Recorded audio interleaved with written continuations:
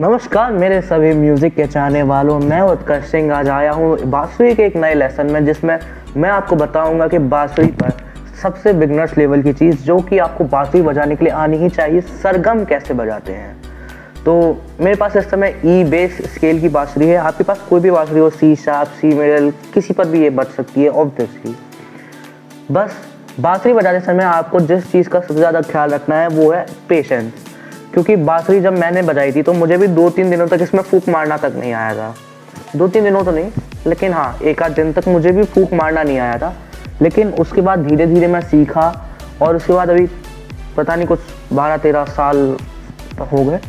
तो अब मैं आपको बस यही बताना चाहता हूँ कि बांसुरी अगर आपसे सरगम नहीं बजती है तो उसको प्रैक्टिस करना, उसके बारे में सोचना मत, ज़्यादा दिमाग मत लड़ाना, बस प्रैक्टिस करते जाना। एक दिन आएगा जब आपसे बच जाएगी और उसके बाद ही आप बन सकते हो बांसुरी के अच्छे वादक। बांसुरी को कुछ इस तरीके से पकड़ेंगे, जो आपकी पहली उंगली होगी वो पहले छेद पे यानी कि माँ के छेद पे, दूसरी उंगली रे, तीसरी उंगली सा। ये राइट हैंड नीचे आएगा, राइट हैंड की पहली उंगली इस पे यानी कि 1 2 3 चौथे छेद पे, फिर मिडल फिंगर राइट हैंड की 5वें छेद पे और फिर रिंग फिंगर 6ठे छेद पे। इस तरीके से होगी। आपके बांसुरी में एक ट्यूनिंग होल भी हो सकता है, तो उस पर आपको अभी ध्यान नहीं देना है, वो थोड़ा सा आगे चल के आपके काम आएगा, लेकिन अभी आपके कोई काम नहीं आएगा। तो इस तरीके से आप अपनी बांसुरी को पकड़ेंगे। ऊपर यहाँ पे लेफ्ट हाथ है, नीचे राइट हाथ है। हो सकता है कैमरे में लिटरली इन्वर्टेड हो, लेकिन मैं आपको बता देता हूँ। इस तरीके से बांसुरी को पकड़ना है, देख लीजिए। और आप इस चीज़ का ध्यान रखिएगा कि यहाँ से या मतलब साइड से बिल्कुल भी फूंक ना निकले जब आप बजाएं इसको। और सरगम प्रैक्टिस करने आप कोशिश तभी करिएगा प्रैक्टिस करने की जब आप पूरी तरह से इसमें फूंक मारना सीख जाएं। यानी कि आपकी आवाज़ क्लियर होनी चाहिए, उसमें ज़्यादा फूंक की आवाज़ नहीं आनी चाहिए। फूंक की आवाज़ आती है, बाद में भी आएगी, अभी भी आती है, लेकिन बस उसमें ज़्यादा फूंक की आवाज़ नहीं आनी चाहिए। आप कम से कम इतना बजा लें कि आप बस बजाना जानते हो। इस तरीके से पकड़े आप, तो फिर अपने राइट हैंड की जितनी भी उंगलियां यानी कि एंड की 3 छेद खोल दीजिए, फिर शुरुआत के 3 छेद बंद रहेंगे। इसको इस पोजीशन को हम कहते हैं सा। ये साउंड है।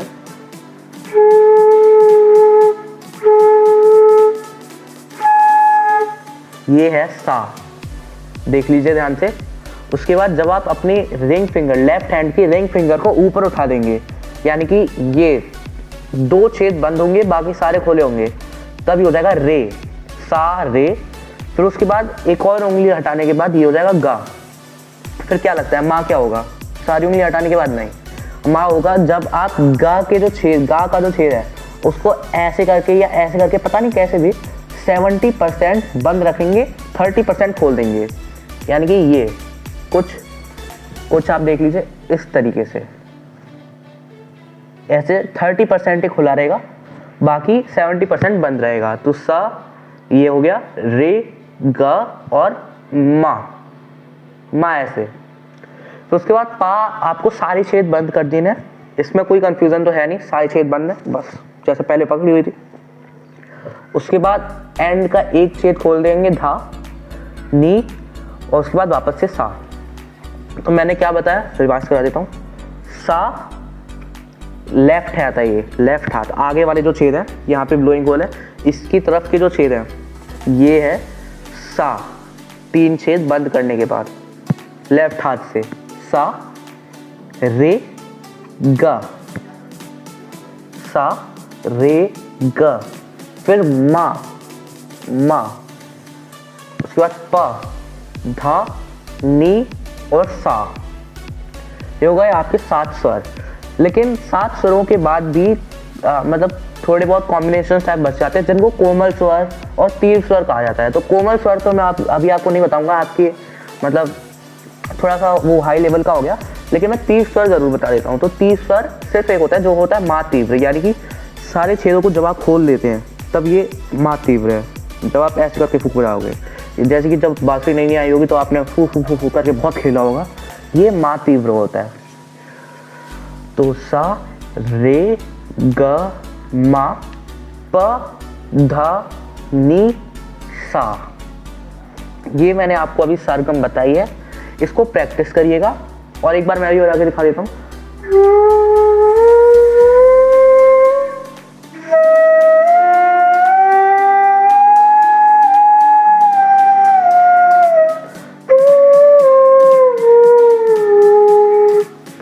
ये है पूरी सरगम, सारे गम पता नहीं था। इसकी प्रैक्टिस करिएगा, कम से कम 4 से 5 बार बजाइए। नहीं बजती है तो रात तक बजाइए, रात तक नहीं बजती है सो जाओ भाई, सुबह उठ के फिर बजाओ, फिर नहीं बजती है फिर सो जाओ, फिर सुबह उठो अगले दिन फिर बजाओ।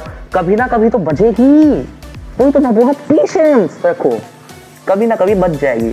अगर नहीं बजती है तो घबराओ मत, पेशेंस रखो, बजाते रहो पागलों की तरह, कभी ना कभी बज जाएगी। बांसुरी में जितना कुछ भी गाने वगैरह बजते हैं या फिर जो कुछ भी होता है वो सारे सरगम से ही बजते हैं। जैसे कि मान लो आपको बजाना ला ला ला ला, तो वो असल में जब आपको बताएंगे तो आपको ये नहीं बताएंगे कि पहला छेद खोलो, फिर ये 6 छेद बंद कर दो, उसके बाद तीसरा छेद खोल दो, ऐसे नहीं बताएंगे। वो बताएंगे रे ग प ध, एक मिनट मैंने क्या बोला, रे ग प ध, ये बताएंगे वो। लेकिन जब आपको सरगम नहीं पता होगी तब आप क्या करेंगे, तब आप जाएंगे इधर उधर ढूंढेंगे कि कोई बंदा हो जो बिना सरगम के बताता हो। जैसे कुछ लोग आपको मिलेंगे जो आपको बताएंगे कि पहला छेद बंद कर दो, फिर दूसरा छेद बंद कर दो, फिर तीसरा छेद बंद कर दो, और उसके बाद ऐसे एक धुन आ जाएगी। फिर लोग आपको बताएंगे कि ये छेद खोलो, ये छेद बंद करो, ये छेद खोलो, ये छेद बंद करो। ये सब मोह माया है, मनगढ़ंत बातें हैं। बांसुरी को शुरुआत से सरगम से ही बजाया जाता था। बांसुरी में कभी भी ये वाली टेक्निक तो यूज हुई नहीं है कि ये छेद है, ये छेद तो होते ही नहीं, ये सुर ही है। जब भी आपसे ये सरगम नहीं बजती है तो कुछ भी ऐसा मत करना जैसे कि इधर उधर जाओ और शॉर्टकट्स ढूंढो, क्योंकि ज़िंदगी में शॉर्टकट कभी काम आते हैं और कभी कभी नहीं आते हैं। अगर आपने एक बार ये सरगम प्रैक्टिस कर ली, उसके बाद आप बांसुरी ऐसे बजाओगे, आपको इन लोगों की ज़रूरत ही नहीं पड़ेगी जो आपको 1 छेद 2 छेद, होल 1 होल 2 होल 3 ऐसे करके बताते हैं। एक बार आपने सरगम याद कर ली तो आप अपने मन से कोई भी धुन सुनकर उसको बांसुरी पर बजा सकते हैं। ये होती है सरगम की ताकत। इसलिए मैं कहता हूँ कि इधर उधर से शॉर्टकट ढूंढने की जगह सरगम को पूरी तरह से तैयार कर लो, अपनी क्रिएटिविटी को पूरी तरह से एक्सप्लोर करो, अपने दिमाग की नस तक घुसो और देखो कि तुम क्या क्या कर सकते हो। बांसुरी पर क्या कुछ नहीं करा जा सकता। क्या सोच रहे थे जब खरीद रहे थे बांसुरी, तो ये तो नहीं सोचा होगा ना कि इसमें क्या है, बस उंगलियां ऐसे ऐसे करके हिलानी है और बच जाएगा। ऐसा बिल्कुल भी नहीं है। बांसुरी में बहुत कुछ हो सकता है अगर आप अच्छे से उसको एक्सप्लोर करोगे, अगर आप करने का सोचोगे तो बहुत कुछ हो सकता है। और अगर आप शॉर्टकट ढूंढते रहोगे कि कोई बता दो ये कैसे बजता है, कोई बता दो, तो नहीं होगा। हमने कैसे सीखी है बांसुरी? हमने ऐसे सीखी है, कोई धुन जब तक तैयार करते जाओ, जब तक आए ना कोई चीज़, तब तक करते जाओ जब तक वो चीज़ खुद ना बोले भैया माफ़ कर दे। ठीक है, सरगम तब तक तैयार करना, तब तक तैयार करना जब तक आप पूरी तरह से सरगम में एक्सपर्ट ना हो जाओ। और एक बार ये हो जाओ ना, तो ये नहीं कि मम्मी पापा को सुना रहे हो, मम्मी देखो मैंने सरगम बजा ली, ये नहीं। सरगम बेस है, बिल्डिंग खड़ी करनी है ना, बजानी है बड़ी बड़ी धुन, हीरो की धुन बजानी है। सोच रखे है ना, एक थॉट आ रहा होगा मन में कि मैं ये वाली धुन बजाऊंगा स्कूल में, ये धुन बजाऊंगा कॉलेज में, ये धुन इस फेस्टिवल पे बजाऊंगा। सोच रखा है ना, उसके लिए सरगम सीखनी पड़ेगी, वो शॉर्टकट से नहीं आता।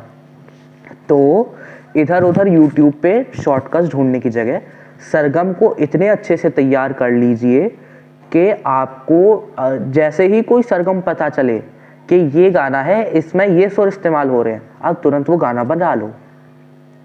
ऐसा नहीं कि आप ट्यूटोरियल देखने से मना कर रहा हूं मैं, ट्यूटोरियल देखो लेकिन सरगम में। ठीक है, ट्यूटोरियल वो देखो जिनमें आपको सरगम से बताया जाए, ये नहीं जिसमें आपको होल से बताया जाए कि पहला होल, दूसरा होल, तीसरा होल, चौथा होल, पांचवा होल, छठवां होल, ये नहीं।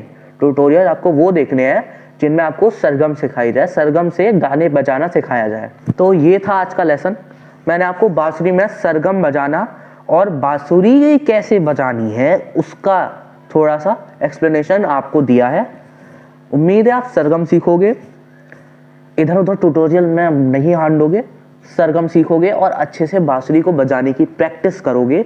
इतनी अच्छी प्रैक्टिस करोगे कि कल जाके आप जिससे आपने बांसुरी सीखी है उससे ज़्यादा अच्छा बजाओगे। तो बस इसी आशा के साथ विदा लेता हूँ। बांसुरी बजाते रहिएगा, ऐसा नहीं कि नहीं बज रही तो छोड़ो, कोई भी चीज़ अधूरी नहीं छोड़नी चाहिए। बांसुरी बजा रहे हो तो पूरी तरह से एकदम एक्सपर्ट होने के बाद बांसुरी छोड़ना, ठीक है। मैं आपसे विदा लेता हूँ और कल परसों तरसों कभी ना कभी फिर मिलूंगा और फिर आपको कुछ ना कुछ बता के जाऊंगा, कुछ थोड़ी बहुत ज्ञान की बातें पेल की जाऊंगा। लेकिन तब तक सरगम पूरी तरह से तैयार कर लेना।